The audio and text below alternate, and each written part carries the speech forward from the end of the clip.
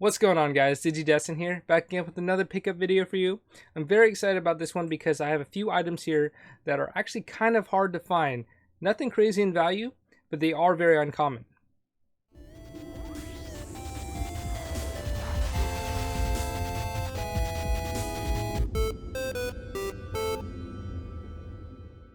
Alright, and so like I mentioned, the items I have in this video are fairly uncommon. I did find them at Value Village and Half Price Books. So without further ado, let's go ahead and get started. First thing I want to show you is actually a soundtrack. This one's not really included in the uncommon items, but it is fitting to my pickups because this is a soundtrack. Of course, I love soundtracks, and this is a Digimon soundtrack for the new Digimon series called Digimon Tri, or Digimon Adventure Tri. I don't know where this came from. It came from Japan, obviously, but it was found at Half Price Books. I just don't know if they sold it in stores, if they had it for a promo. It was only $6. Only has 2 songs on it, and it's basically the theme song, the opening intro. Comes with the instrumental as well as the lyric version. But yeah, pretty cool little find there. Of course, Digimon is always a great find in my book. Speaking of books, we have another item from Half Price Books. This is Game Over, Press Start to Continue by David Sheff. And this book is essentially about Nintendo. It's a non-fiction book, and it's about how Nintendo came to be. And so the great thing about this is, if you're ever interested in Nintendo's history and the business decisions that they took to get to where they are today, this is a great read. I'm in the middle of it right now. This version, Press Start Continue, is actually a later edition of this book. I have the original one here by David Sheff. This is How Nintendo Zapped an American Industry, Captured Your Dollars, and Enslaved Your Children. So that's kind of an idea of what the book's about. But this version has additional commentary, I believe, as well as some visual photo history type examples of their business decisions and their products as well. But this is a cool little find. I believe that this book is out of print.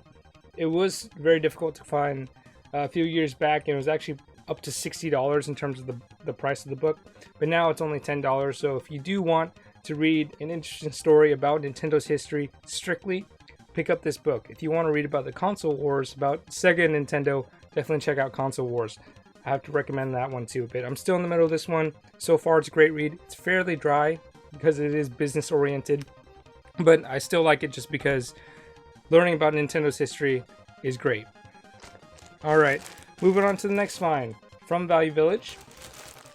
And this one is very uncommon. This is actually the first time I've seen this, and I didn't even know it existed before seeing it. This was actually found by my fiance. It's a plushie. As you can see, it's Nintendo based. Mario based, I mean.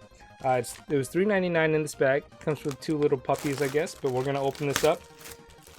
Redonate the puppies or get rid of them.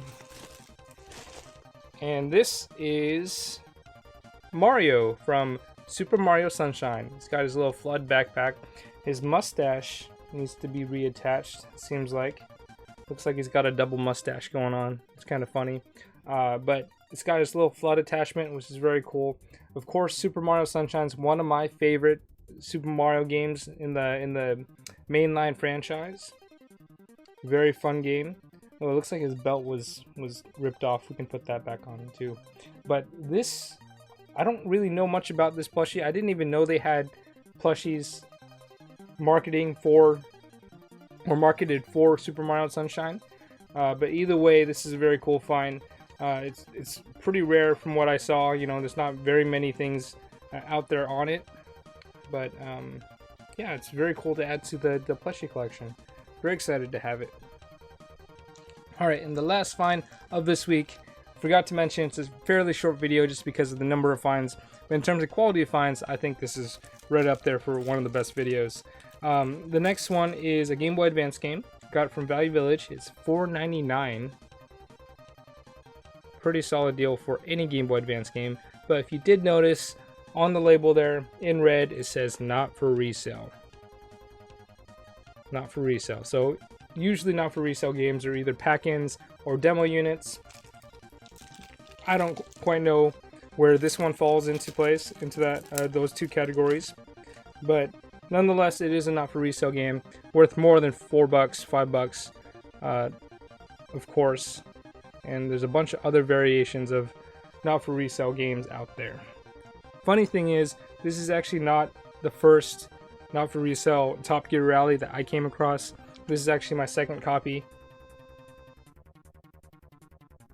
And I believe I got the first copy from,